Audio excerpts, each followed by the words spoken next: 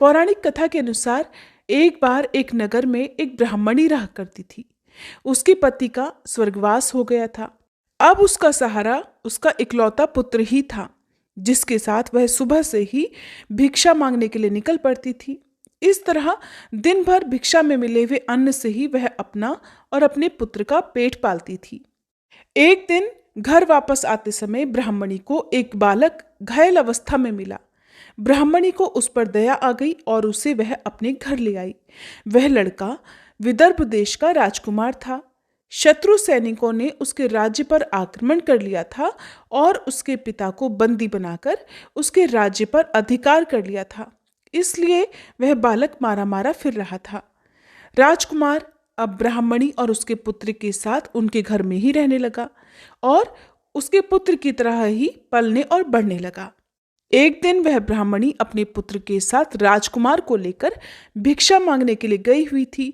वहीं पर अंशुमति नाम की एक गंधर्व कन्या ने राजकुमार को देखा और उस पर मोहित हो गई। अगले दिन वह अपने माता पिता को राजकुमार से मिलवाने के लिए लेकर आई और कुछ ही दिनों के बाद अंशुमति के माता पिता को भगवान शंकर ने स्वप्न में आदेश दिया कि राजकुमार और अंशुमति का विवाह कर दिया जाए। उन्होंने वैसा ही किया। वह विधवा ब्राह्मणी भगवान शिव की परम भक्त थी और सारे प्रदोष व्रत रखा करती थी। उनके प्रदोष व्रत का ही प्रभाव था कि राजकुमार ने गंधर्वराज की सेना की सहायता से विदर्भ देश से शत्रुओं को भगा दिया और अपने पिता का खोया हुआ राज्य पुनः प्राप्त कर लिया और सुखपूर्वक जीवन बिताने लगा। राजकुमार ने ब्राह्मणी के पुत्र को अपना मंत्री बना लिया। ब्राह्मणी के प्रदोष व्रत के कारण भगवान शंकर की कृपा से जैसे राजकुमार और ब्राह्मणी पुत्र के दिन सुधर गए, वैसे ही भगवान शंकर अपने हर भक्तों पर कृपा बनाए रखते हैं और सबके दिन संवारते हैं। इस प्रकार सोम प्रदोष व्रत रखने से अगले पिछले जन्मों के सभी पापों का नाश हो जाता है और सारी मनोकामनाएं भी पूर्ण हो जाती हैं। सभी प्रेम से बोलिए नीलकंठ महादेव की जय।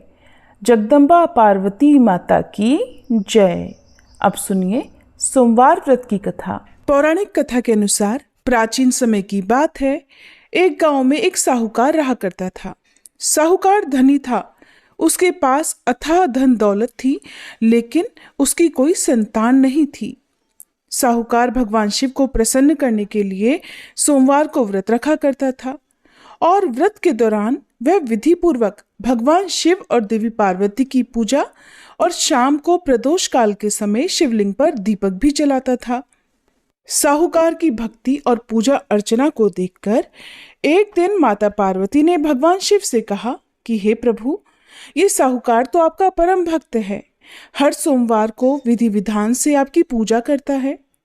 मुझे लगता है कि आपको उसकी मनोकामना अवश्य ही पूर्ण करनी चाहिए। तब भगवान शिव ने देवी पार्वती की बात सुनकर कहा कि हे गौरी, ये संसार एक कर्म क्षेत्र है। जैसे एक किसान अपने खेत में बीज बोता है तो कुछ समय बाद उसे पेड़ मिलता है, ठीक उसी तरह इस संसार में आदमी जैसा भी कर्म करता है तो उसे उसका फल भी वैसा ही मिलता है। लेकिन माता पार्वती ने भोले भंडारी से दोबारा आग्रह किया और कहा, हे नाथ, फिर भी आप इसकी मनोकामना को पूर्ण कर दीजिए, क्योंकि ये आपका परम भक्त है। और अगर आप ही अपने भक्तों की इच्छा को पूर्ण नहीं करेंगे तो फिर भला भक्त आपकी पूजा आराधना क्यों करेंगे। माता पार्वती के इतना आग्रह करने पर भगवान शिव ने कहा, देवी, ये धनवान साहूकार है और इसका कोई भी पुत्र नहीं है, इसीलिए ये सदैव चिंतित रहता है। हालांकि इसके भाग्य में किसी संतान का योग नहीं है, परंतु आपके आग्रह करने पर मैं इसे पुत्र प्राप्ति का वरदान देता हूँ। लेकिन इसका पुत्र केवल 12 साल तक ही जीवित रहेगा। मैं इससे ज्यादा कुछ नहीं कर सकता हूँ। फिर एक रात भगवान शिव ने साहूकार को स्वप्न में दर्शन दिए और कहा कि उसे जल्द ही पुत्र की प्राप्ति होगी, लेकिन उसका पुत्र दीर्घायु नहीं बल्कि केवल 12 वर्ष तक ही जीवित रह पाएगा। ये बात सुनकर साहूकार न तो प्रसन्न हुआ और न ही ज्यादा दुखी हुआ। स्वप्न में सब कुछ जानने के बाद भी साहूकार ने पूजा अर्चना जारी रखी और कुछ दिनों बाद साहूकार की पत्नी गर्भवती हो गई और उसने एक सुंदर बालक को जन्म दिया। बालक के जन्म से घर पर हर्षोल्लास का माहौल था, लेकिन साहूकार खुश नहीं था, क्योंकि उसे पता था कि उसके बालक का जीवन केवल 12 वर्ष तक का ही है और उसने किसी को भी ये बात नहीं बताई थी। जब वह बालक 11 वर्ष का हुआ तो साहूकार की पत्नी ने बालक के विवाह की बात साहूकार से कही, लेकिन साहूकार ने इस बात से इनकार कर दिया और उसे शिक्षा के लिए काशी भेज दिया। साहूकार ने बालक के मामा को बुलाया और पैसे देकर उन्हें बालक के साथ काशी जाने का आदेश दिया। साहूकार ने मामा भांजे से कहा कि वह काशी जाते समय रास्ते में यज्ञ कराते हुए और ब्राह्मणों को भोजन कराते हुए जाएं। दोनों मामा भांजे ने ऐसा ही किया। काशी जाते समय जिस रास्ते से मामा भांजे गुजर रहे थे, उसका राजा अपनी पुत्री का विवाह एक ऐसे राजकुमार से करवा रहा था जो काना था। उधर दूल्हे का पिता इस बात से चिंतित था कि अगर दुल्हन पक्ष को पता चल गया तो राजकुमारी विवाह के लिए मना कर देगी। इसलिए उसने जब साहूकार के पुत्र को देखा तो उसने सोचा कि मैं अपने बालक के स्थान पर तोरण के समय इस बालक को बिठा दूंगा और दुल्हन के पक्ष वालों को पता भी नहीं चलेगा। दूल्हे के पिता ने साहूकार के पुत्र को इस बात के लिए तैयार किया और वह बालक तैयार हो गया। इस तरह उस बालक ने दूल्हे के कपड़े पहन लिए और घोड़ी पर चढ़कर तोरण की रस्म को पूरा किया। तोरण के बाद जब फेरों की बारी आई तो दूल्हे के पिता ने फिर साहूकार के पुत्र से अनुरोध किया कि वह दुल्हन के साथ फेरे भी ले ले, ताकि विवाह संपन्न हो सके और ये बात छुपी रहे। मामा राजी हो गए और विवाह समारोह भी संपन्न हो गया। विवाह संपन्न होने के बाद मामा भांजा काशी के लिए प्रस्थान कर गए, परंतु साहूकार के पुत्र ने दुल्हन के कपड़ों पर लिख दिया कि तुम्हारा विवाह तो मुझसे हुआ है, लेकिन तुम जिसके साथ विदा किए जाओगी वह एक आंख वाला आदमी है और मैं काशी शिक्षा ग्रहण करने जा रहा हूँ। जब राजकुमारी ने ये बात पढ़ी तो उसने राजकुमार के साथ जाने से इनकार कर दिया और अपने पिता से कहा कि ये मेरा पति नहीं है, मेरे पति शिक्षा ग्रहण करने काशी गए हुए हैं। जब सब जगह ये बात फैल गई तो मजबूरी में दूल्हे के पिता ने सारी बात सच सच बता दी और दुल्हन के पिता ने फिर बेटी को भेजने से इनकार कर दिया। इधर मामा भांजे दोनों काशी पहुंच गए और बालक शिक्षा ग्रहण करने लगा। तब मामा ने यज्ञ करना शुरू कर दिया।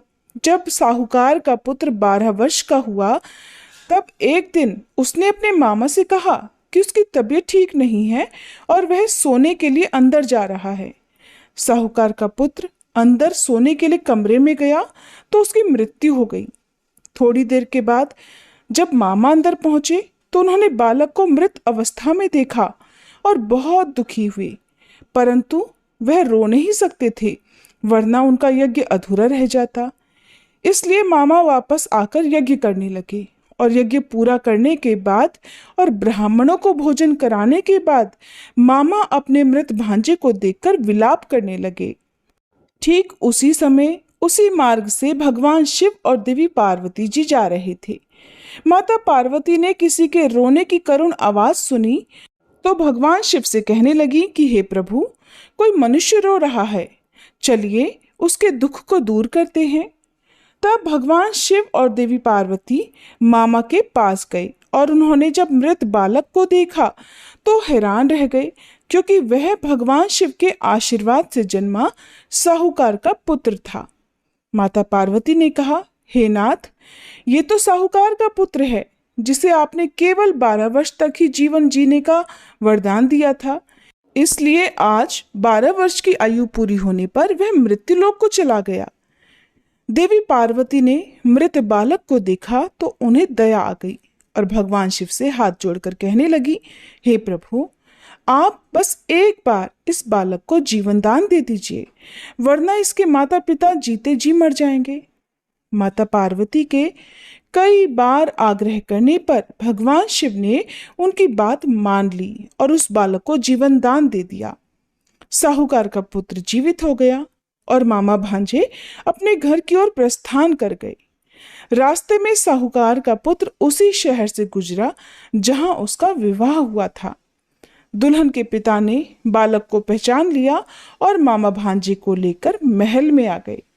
फिर दुल्हन के पिता ने एक समारोह किया और अपनी पुत्री को धूमधाम से साहूकार के पुत्र के साथ भेज दिया। उधर जब साहूकार का बालक अपनी पत्नी के साथ घर पहुंचा तो उसके माता पिता अंदर कमरे में बंद होकर बैठे हुए थे। वो सोच रहे थे कि अगर उनका पुत्र सही सलामत वापस नहीं लौटा तो वो भूख प्यास से अपनी जान दे देंगे। तभी बालक के मामा ने कमरे के बाहर आकर उन्हें बताया कि उनका पुत्र जीवित और विवाह करके वापस आ गया है। साहूकार ने बालक को जीवित देखा तो खुशी से उसका स्वागत किया और साहूकार का परिवार इस प्रकार खुशी खुशी जीवन बिताने लगा। ये सब भगवान शिव की कृपा और सोमवार व्रत का ही प्रभाव था कि साहूकार का पुत्र अल्पायु होने के बाद भी दीर्घायु को प्राप्त हुआ। इस प्रकार जो भी भक्त सच्चे मन से भगवान शिव की पूजा करके आज के दिन इस कथा को पढ़ता है अथवा सुनता है और दूसरों को सुनाता है, भगवान शिव उनके सभी दुख दूर करते हैं, उनकी सभी मनोकामनाएं पूर्ण करते हैं। सभी प्रेम से बोलिए रुद्रेश्वर महेश्वर की जय। माँ जगत जननी की जय।